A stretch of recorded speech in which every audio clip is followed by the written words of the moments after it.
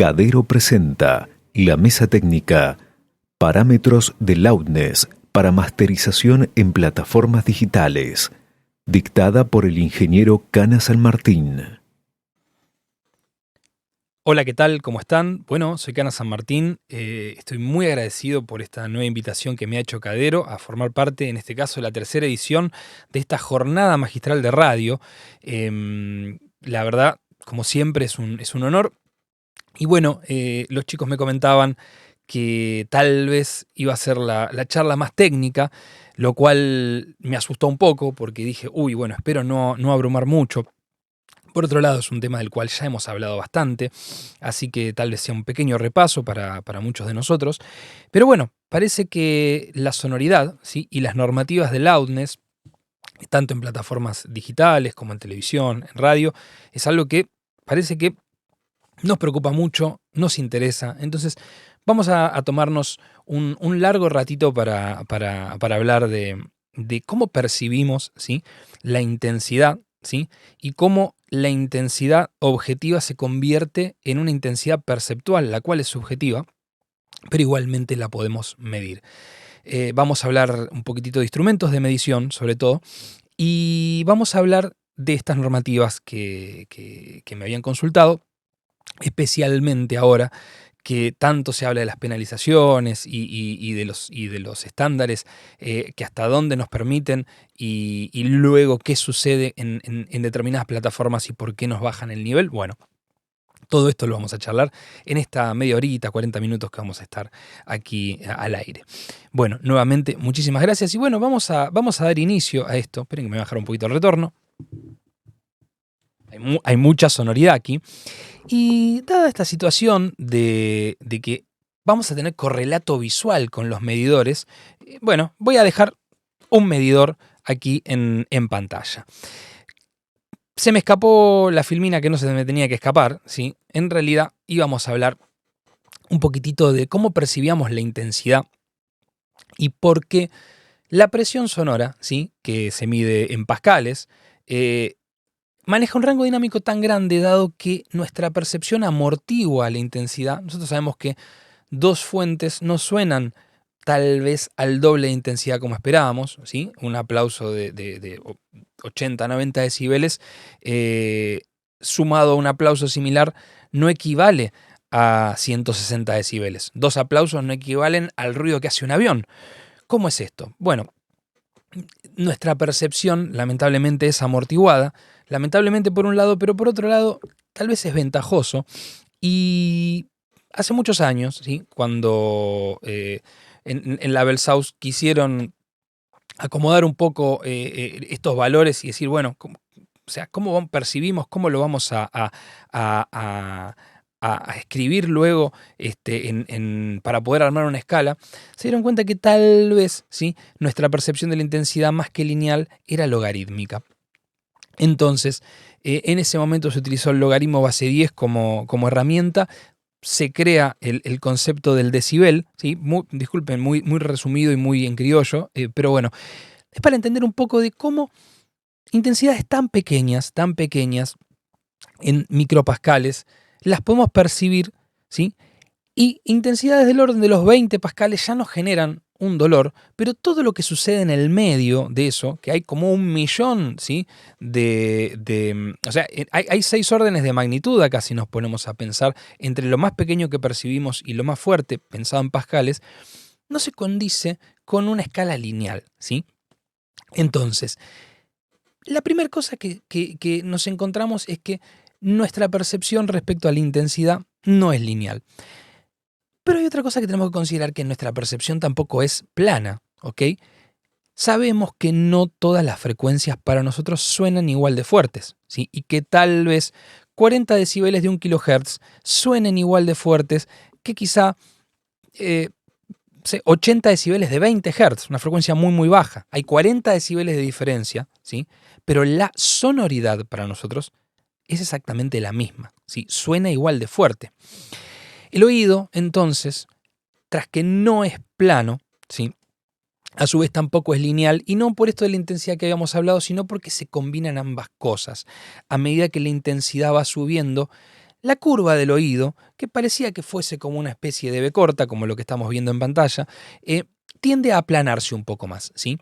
De hecho, la sensibilidad de las bajas frecuencias, que quizá para escuchar un subgrave muy, muy grave, hoy dijimos 20 Hz, que tal vez necesitamos a partir de los 75 decibeles para poder escucharlos, ¿sí?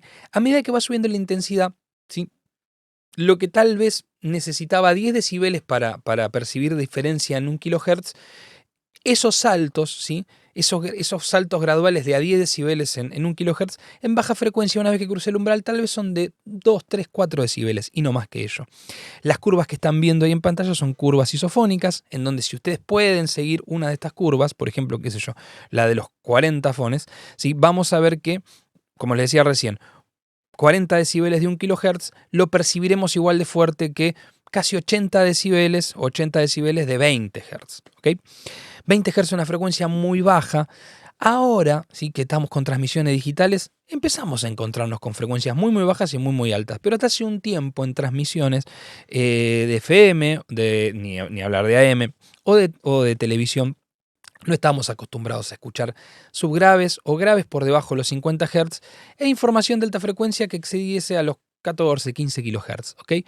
Pero bueno, la televisión digital abierta, las plataformas de streaming nos han acostumbrado ahora a que tenemos un rango extendido, a que no hay ninguna dificultad en escuchar audio en estéreo. Y bueno, hablamos de intensidades recién, hablamos un poco de la distribución en frecuencia. Hasta hace un tiempo, cuando hablábamos de sonoridad, ¿sí?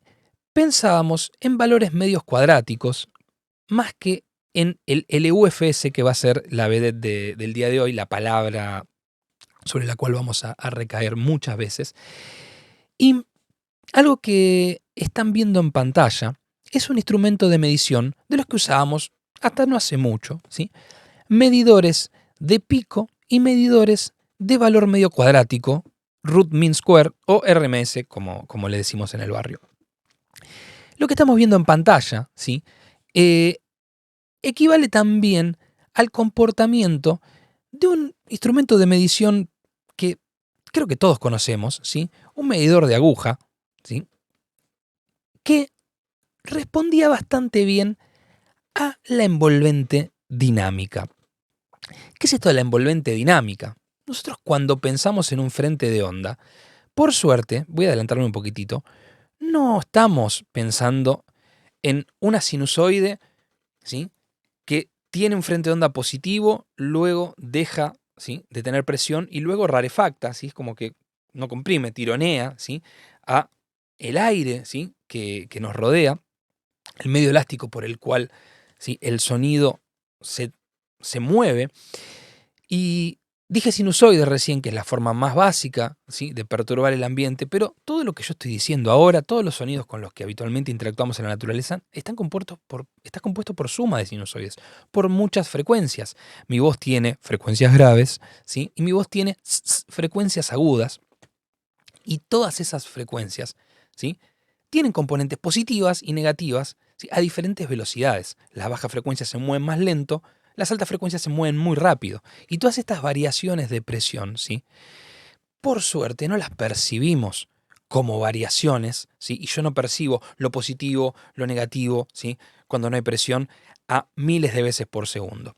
Lo que percibimos tiene mucho más que ver con esta envolvente dinámica, ¿sí? Que particularmente, siempre veríamos lo positivo, ¿sí? Y las agujas siempre marcarían, ¿sí? El abatimiento de la parte positiva, ¿sí? Del frente de onda. Ahí trataríamos de hacer positivo tanto la parte positiva como negativa, ¿sí? Pues vamos a ver un poquitito de cómo están, cómo se componen estos instrumentos de medición. Pero quiero que nos quedemos con algo, ¿sí? La envolvente dinámica, cuando estamos grabando vamos a ver información de pico, pero nuestra percepción, tal vez la información de pico, ¿sí? No nos diga tanto, ¿sí? De la sonoridad como sí el valor medio cuadrático, ¿sí? La intensidad perceptual de lo que sucede instantáneamente, el pico, ¿sí? Propiamente dicho, es algo que no percibimos como tal, ¿sí? Y que la sonoridad está más aparejada al grueso de señal, al valor medio cuadrático, ¿sí? Cuando trabajamos con señales discretas, como en el dominio digital, lo que haremos es una suma de determinados puntos, ¿sí? Pero ya que estamos acostumbrados al dominio analógico, ver agujas, ¿sí?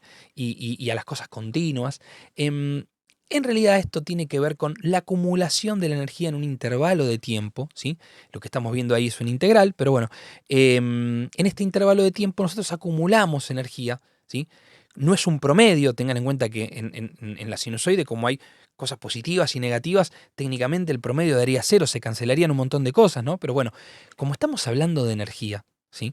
Acá, esta componente cuadrática hace que siempre, siempre, ¿sí? Tengamos valores positivos en esto, por suerte, ¿sí? Y antes medíamos con agujas, hoy por suerte, ¿sí? Podemos utilizar más que estos instrumentos de medición, los cuales podemos calibrar más fácil. Sabemos que tenemos la posibilidad de trabajar modificaciones del rango dinámico con el simple hecho de cambiar escalas en el dominio digital. Bueno, hoy las herramientas son mucho más versátiles que antes, ¿sí?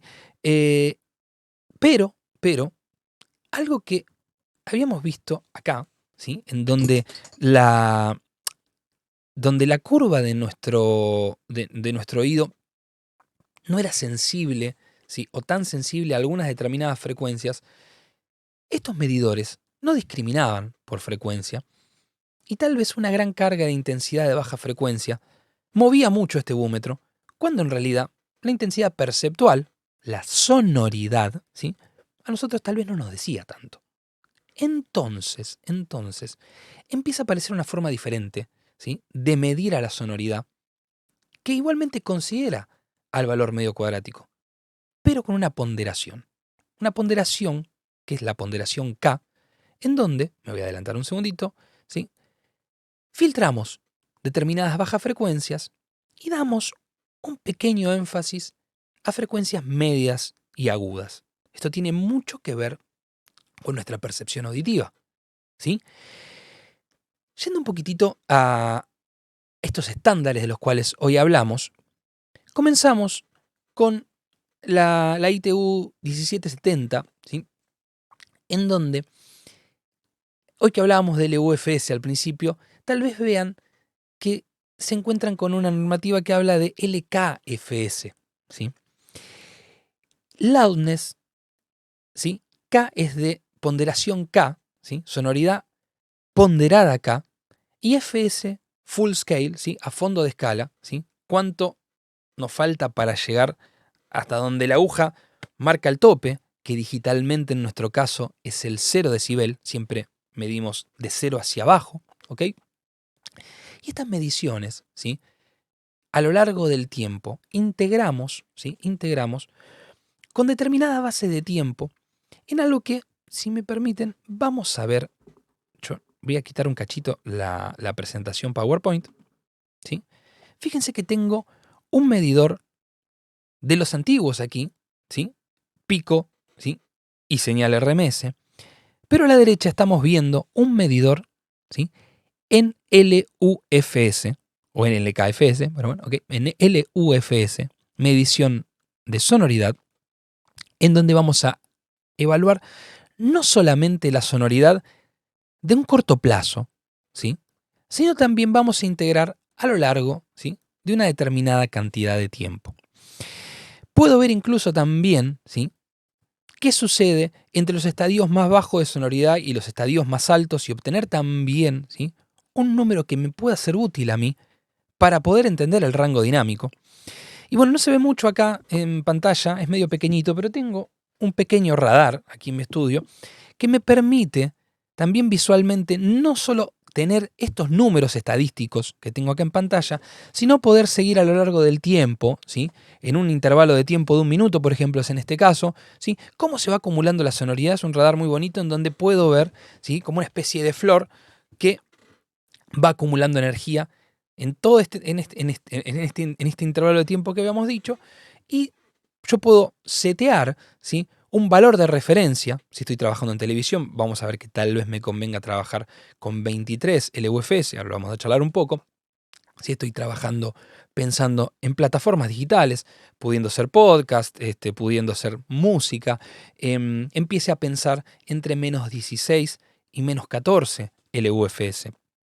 Bueno, tal vez, y ahora en la actualidad, en donde, bueno, vemos que estamos rodeados de parlantes, también nos encontramos, ¿sí?, con audio multicanal en las plataformas, empieza a pensar en que las normativas también consideren, ¿sí?, no solamente la sonoridad de una señal monofónica o en estéreo, sino que tenga que considerar empezar a sumar todos los canales que pueda tener. ¿Sí? Por ejemplo, bueno, acá estoy viendo en la 1770 las consideraciones que hacía de cómo medir sonoridad en una señal 5.1 en este caso. Pero bueno, ahora tengo que pensar en 7.1.4 parlantes. Entonces, bueno, deberé considerar, ¿sí?, cómo es la interacción entre el valor medio cuadrático frente a este filtro de ponderación K previo, sacando un poco de las bajas frecuencias, enfatizando levemente las altas frecuencias, y además, como tengo parlantes hacia atrás, como tengo parlantes arriba, también deberé considerar de que hay una atenuación perceptual por lo que sucede por detrás de mí, pero igualmente hay presión sonora, entonces también voy a considerar esto. Si en mi medición haré un pequeño ajuste, en este caso 1,5 decibel extra se le va a dar, hacemos una sumatoria y encontramos el verdadero valor, ¿sí?, de programa, en este caso, en donde considero estas 6 fuentes. Bueno, en este caso hay 5. Bueno, ok. Yendo un poquitito a esto de los estándares, ¿sí? Esto proviene de un momento medio complicado en donde estábamos en una batalla campal, en donde, bueno, sabemos que nos gustaba esto de sonar cada vez más fuerte, que los discos, nada, tenían una gran intensidad, y a su vez nos pasaba también que en televisión nos gustaba que las publicidades sonaran un poquito más fuertes que la publicidad del vecino, quería que mi producto se destacara, quería que cuando estaba viendo mi programación algo me sorprendiera, y tal vez esto tornaba un poco incómodo la escucha del oyente. Algunas personas, a su criterio, intuían de que tal vez podía ser más cómodo y más agradable el empatar sonoridades, ¿sí?, y que tal vez ciertos aspectos perceptuales tuviesen una determinada coherencia a lo largo, ¿sí?, de un intervalo largo de tiempo. Entonces empiezan a aparecer normativas, ¿sí?, como la EBU-R 128 que habíamos nombrado recién, en donde, bueno, empezamos a considerar que para determinadas plataformas podía ser útil fijar valores de referencia los cuales no deberíamos exceder, ¿sí? Y en el caso de exceder, ¿sí?, podría ser penalizado, ¿sí?, la emisora en este caso, o en el caso de las plataformas digitales en donde tal vez no el audio no se está, entre comillas, streameando, ¿sí?, a tiempo real, sino que quizá el audio queda almacenado, se saca una estadística, ¿sí?, de este audio y luego se le asigna un valor y si excede en X cantidad de decibeles al valor máximo permitido, se le baja esa cantidad de decibeles. Bueno, justo que dije esto, esperen que voy a cambiarla, porque no se están viendo las filminas, esperen un segundito, vamos a volver. Ok. No es lo mismo, ¿sí?, considerar valores de sonoridad para televisión, ¿sí?, para radio, ¿sí?, en determinados puntos del globo, ¿sí?, Estados Unidos, Europa, Japón y Australia tienen normativas diferentes, ¿sí?, y también tienen tolerancias diferentes respecto a estos valores de referencia que se solicitan. A su vez también, em, para determinados tipos de plataformas digitales, como YouTube, como iTunes, ¿sí?, o Apple Music, como Spotify, como Tidal, consideramos que hay determinados niveles que, más allá de ser más agradables para la escucha, tienen un poco más que ver con la actividad que se desarrolla, ¿sí? Quizá los menos 23 LUFS que se solicita para determinadas emisiones de broadcast, para estar escuchando música en el auto, quizás sea un gran rango dinámico y entre el piso de ruido, de los ruidos urbanos, peatonales, vehiculares y demás, tal vez dificulte un poco la escucha, y quizá algunos géneros musicales sabemos de que tienen rangos dinámicos un poco más acotados, entonces ciertas plataformas consideran esto. Hay plataformas que no hacen normalización de audio, ¿sí? Por ejemplo SoundCloud, y como por ejemplo Spotify, también tenemos la posibilidad de deshabilitar los normalizadores en el caso de que los audios se hayan entregado con más sonoridad de la cual se hablaba en esto de las penalizaciones por las normativas de loudness. Dicho todas estas aclaraciones, ¿sí? Voy a volver a poner aquí este medidor de sonoridad.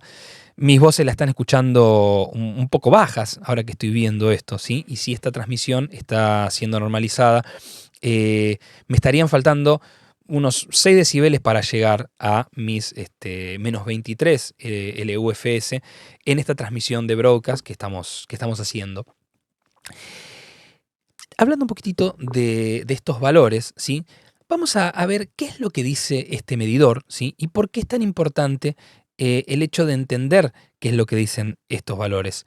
Porque tenemos valores que tienen que ver con intervalos cortos de tiempo y tenemos valores que tienen que ver con intervalos un poco más largos. Sabemos que en un diálogo hay ciertos estadios en donde tal vez puedo hablar un poco más fuerte, por más que tengo un compresor puesto en este caso. Y si hubiese un programa musical, aquí sabemos que unas estrofas quizá tengan un poco menos de energía que un estribillo en donde a veces esperamos que la canción crezca. Entonces, cuando evaluamos el loudness o la sonoridad en el carácter momentáneo, ¿sí? Vamos a analizar bloques, ¿sí? De intervalos de tiempo, ¿sí? De 400 milisegundos nada más, ¿sí? 400 milisegundos, y estos 400 milisegundos van a estar solapados cada 100 milisegundos y vamos a entregar ese valor en ese momento, ¿sí? Pero, cuando veamos la medición short term, corto plazo, ¿sí? Lo que vamos a ver son bloques, en este caso, de solapamiento, pero de 3 segundos. Tiene un poco más de sentido, tal vez. No vamos a ver un valor tan cambiante. Sin embargo, estos 3 segundos igualmente sirven para poder evaluar lo que sucede en un intervalo bastante corto, ¿sí? Cuando estamos pensando en la sonoridad, en el loudness integrated, bueno, la sonoridad integrada, ¿sí? O el program, como solemos decirle, ya estamos hablando en un valor único de promedio, ¿sí? Que, a ver, nosotros habíamos hablado de que calculábamos un promedio a partir de bloques de 3 segundos, pero, a ver, para determinadas canciones, por ejemplo, o para un programa entero, hacer análisis de a 3 segundos tal vez es poco. Entonces, el poder evaluar a lo largo del tiempo y sacar una integración, o sea, una integración grande, ¿sí? De todos estos valores, nos permite tener una noción, ¿sí? Un poco más acercada al promedio, ¿sí? De esta pieza musical, de este programa, de esta canción. Sin embargo, pensándolo, por ejemplo, en un programa, en una pieza musical que pueda tener matices, ¿sí? Quizá nos encontremos con silencios. Y ahí me van a decir, es el momento de aprovechar el silencio para meter en el promedio, ¿sí? Y metiendo el silencio en el promedio, ¿sí? Podría disminuir estos valores y entonces darle más volumen. Y aprovecho y pongo mis publicidades más fuertes y ese silencio durante todo el programa. Pero no funciona así. No funciona así porque cuando estoy por debajo de un determinado nivel, por ejemplo, cuando el nivel está por debajo de los 70 LUFS, que ya igual es un nivel muy bajo, pero puede suceder, no vamos a computar, ¿sí? Estos valores. No van a formar parte de esta integración temporal, ¿sí? Y entonces no serán tenidos en cuenta, ¿sí? Y sí serán tenidos en cuenta estos estadios un poco más altos, como los que están sucediendo en este momento, ¿sí? Cuando dijimos que vamos a tomar los valores de un intervalo corto, como de 3 segundos, ¿sí? Para todo este diálogo que estoy teniendo, ¿sí? No es no es un valor descabellado en ventana de tiempo, ¿sí? Y pensando en que tal vez mi voz no tiene un gran rango dinámico, en broadcast, menos 23 o menos 24 LUFS es un valor adecuado. Como habíamos dicho recién, en música tal vez nos quedamos un poco cortos, pero bueno, a ver, o sea, teniendo en cuenta de que el intervalo de tiempo que vamos a analizar, de que la forma en la cual lo vamos a escuchar y de esto que habíamos charlado antes, de cómo son las curvas de la percepción, teniendo en cuenta de que mi voz tiene una buena carga de medios, ¿sí? Estos 23 LUFS comparados a los tal vez menos 16 LUFS de un programa musical, hagan que los medios de mi voz estén empatados tal vez a los medios de las voces de una canción que igualmente también tendrá baja frecuencia por instrumento de baja frecuencia, alta frecuencia por instrumento de alta frecuencia, y mi voz de menos 23 LKFS o LUFS se empatará muy fácil, ¿sí?, a un programa musical de menos 16 o menos 14 LUFS. Hay un valor del cual todavía no hablamos. Hoy hablamos de los picos, ¿sí?, y de que yo tal vez no percibía al pico como un valor tan asociado a la sonoridad. Pero ¿por qué en estos medidores voy a sacar... no, perdón, no estaba la filmina puesta.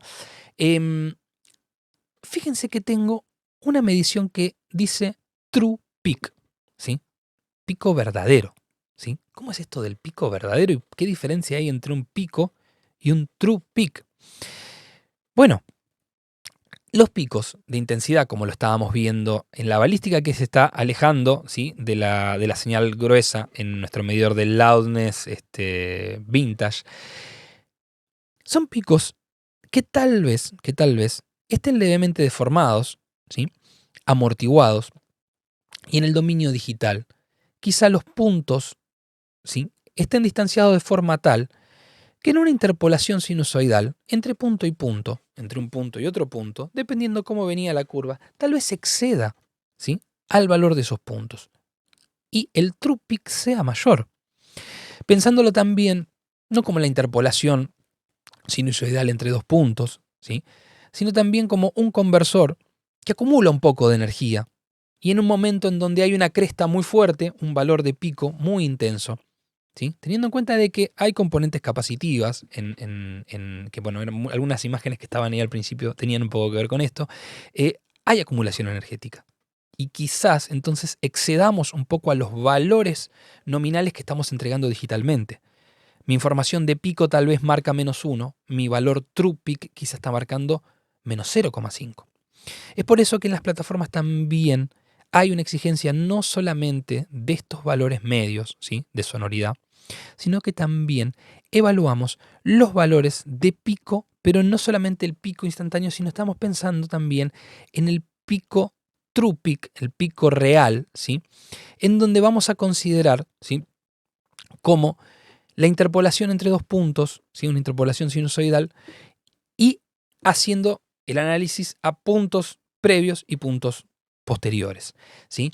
La idea de considerar el true peak no solamente es buena pensando en cómo se puede comportar un conversor, sino que teniendo en cuenta de que el audio digital no siempre es transmitido sin pérdidas, ¿sí? Cuando el audio digital se transmite en plataformas con códecs con pérdida, sabemos que hay una leve deformación al intentar volver al formato PCM, donde habitualmente lo pensamos como puntitos, ¿sí?, discretos que traducen, ¿sí?, con intensidad la analogía respecto a la onda de señal analógica, ¿sí?, valga la redundancia, pero en un códec de audio realmente no sucede eso. En algunos casos tenemos incluso otro tipo de forma de transmitir esto con modulaciones, no en este caso de modulación de ancho de pulso, ¿sí?, sino de ancho de banda. Entonces, cuando estamos hablando de códecs, ¿sí?, de códecs con pérdida, ¿sí?, el viejo y conocido MP3, pero bueno, en la actualidad estamos más acostumbrados a ver formatos tipo AC o GG, ¿ok? U otro tipo de formatos, los cuales en el solapamiento, ¿sí?, de las bandas, de las transformadas que utilizan, como por ejemplo la discreta al coseno, o son bandas que se solapan entre sí, es como hacer un pequeño rompecabezas de porciones del espectro, en donde tanto en graves como en medios como en agudos, como que partimos el espectro, ¿sí?, y aprovechamos algo muy interesante que sucede, ¿sí?, en nuestra percepción humana, que es el enmascaramiento, en donde si hay una banda muy presente, se enmascaran las bandas adyacentes. Entonces, podemos prescindir de ellas, decimos, ¿sí?, en la compresión de datos.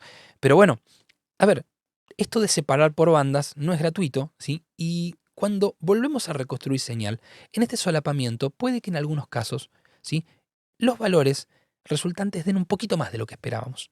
Entonces, algo que en mi formato WAV PCM sin pérdidas yo estaba muy contento porque estaba picando en -1 dB y para mí iba a estar muy bien esto, quizá en la reconstrucción esté más cercano del 0 dB y tal vez encontrarme con una saturación en la reconstrucción, ¿sí?, en la decodificación de este audio. Considerar el valor true peak, ¿sí? No solamente por eventuales cruces en la interpolación, sino también teniendo en cuenta de que en un códec de audio podemos sufrir en la reconstrucción, en la decodificación, y tener sobremodulaciones y escuchar el audio roto, hace que el trabajar en menos 1 dB true peak como techo en muchas plataformas termina ayudándonos también a la calidad en este caso. Después podremos evaluar, y esto es una cuestión casi filosófica, y es interesante para dar un cierre a esta charla, podremos evaluar si efectivamente, o sea, se justifica trabajar con valores LUFS tan bajos, ¿sí? Para determinadas plataformas, porque hay géneros musicales que no se ven beneficiados, ¿sí? Hay géneros musicales que no necesitan tanta información de pico, que no tienen rangos dinámicos tan grandes. Hay otros géneros musicales que sí es verdad los tienen. Después, considerar si la normalización de audio, a ver, en algunos casos hasta podría considerarse como concepto errado, ¿sí? ¿Por qué? Porque yo no puedo pretender normalizar una canción de un grupo de heavy metal con una canción que tiene un gran rango dinámico, el bolero de Ravel, por ejemplo, que pasamos de pianos muy pianos a fortes muy fortes, ¿sí? Y el intentar estandarizar y normalizar estas cosas harán que tal vez, a ver, quien escucha música con mucha potencia, ¿sí? Quien le gusta escuchar de música bailable, de música heavy, de determinados géneros de rock o pop, en donde esperamos encontrar intensidad, ¿sí? Tendrá incluso también una curva de sonoridad, ¿sí? Una curva de distribución en frecuencias acorde al nivel en el cual se va a escuchar. Y esta normalización va a ser tal vez de que al bajar el nivel, ¿sí? Quizá no sea tan sensible a la baja frecuencia y sienta que le falte peso, ¿sí? A una canción pensada para escucharse fuerte, y que tal vez después le sobre, ¿sí? Un exceso, por ejemplo, de bajas frecuencias, a una canción pensada para escucharse a mucho menos nivel, pero que en la normalización se empató a canciones que sí tenían que sonar más fuerte. Nada, bueno, esta cuestión filosófica, piénsenlo, ¿sí? Pero bueno, nos habían consultado sobre qué era el LUFS, cómo se medía y por qué. Y bueno, ya nos alejamos un poco de la vieja medición RMS. Ya vimos que la medición de pico ya no la vamos a considerar como tal, sino que vamos a pensar en el true peak. Y bueno, a lo largo, ¿sí? de toda esta charla, ¿sí? Y empezó a hablar un poquito más fuerte, parece, en la medición de corto término me fui acercando un poquito a estos valores de menos 23 LUFS que en broadcast nos solicitan, ¿sí? Y en promedio, como verán, estuve un poquitito por abajo. ¿Tendría que haber gritado más? O tal vez la normalización no está buena, ¿sí? Si yo quise hacer pausas, ¿sí? En mis diálogos. Bueno, nada, les agradezco muchísimo a la gente de Cadero por esta invitación, les agradezco mucho a ustedes por estar aquí presentes. Dudas que tengan, saben que me pueden consultar, me pueden escribir, a través de Cadero me pueden contactar. Es una jornada con muchísimos profesionales, con muchísima gente, con muchísima data para compartir. Está buenísimo que se sigan repitiendo, está buenísimo que nos juntemos, buenísimo que podamos tener radios online, ¿sí? Han cambiado los paradigmas hace un tiempo ya. Nos estamos encontrando con que hoy en día, ¿sí? El streaming ya no es algo que si yo necesitaba estar en un determinado punto del país para poder contar con mucho ancho de banda, para poder escuchar determinadas cosas, y tal vez antes se limitaba, hoy no. Hoy tenemos la posibilidad de contar con la posibilidad de escuchar audio por streaming en casi cualquier parte del país, que tenemos ancho de banda que antes no teníamos, podemos escuchar graves muy graves, agudos muy agudos, como hoy habíamos dicho. Entonces, ¿sí? Todas estas cosas que la tecnología hoy nos permite, usémoslas en pos de tener cada vez más y mejores transmisiones, ¿sí? Radios Online, festejemos esta jornada. Gran abrazo a todos los aquí involucrados, a todos los aquí presentes, a quienes hacen Cadero, ¿sí? Y bueno, sigamos con el resto de los disertantes. Gran abrazo.